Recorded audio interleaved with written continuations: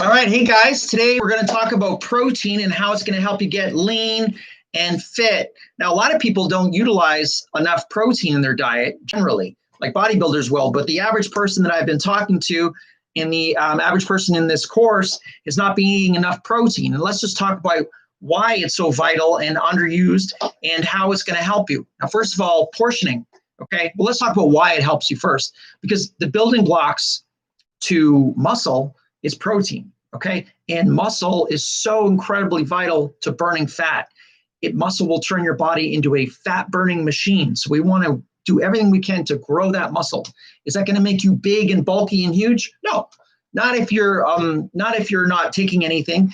And if you're just the average person, you're not going to get big and bulky. You're just going to get lean and tight and firm. And that's what most people want, right? Unless you're a bodybuilder, we'll talk about that in another episode. But for now, this is for women generally looking to lose, and men to just look to tone up and tighten and to put on some lean muscle tissue. Now, how much protein should you be eating? Well, I always say at least a fistful of protein at breakfast, lunch, and dinner, okay? If you can do breakfast, lunch, and dinner, and then you're probably going to get adequate enough to build enough muscle. And then if you find your muscles if you're seeing the results aren't coming, then we're going to add in some more protein for snacks as well, okay?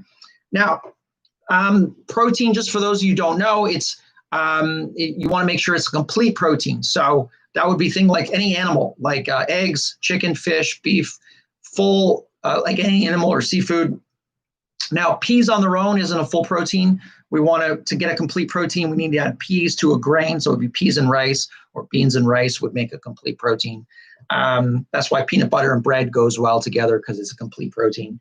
So we want to make sure that you got a legume and you have a grain together. Your body will take the proteins it needs from each one and put it together and make a complete protein. You got the complete protein, your body will start to grow that muscle tissue along with your exercise regimen, okay?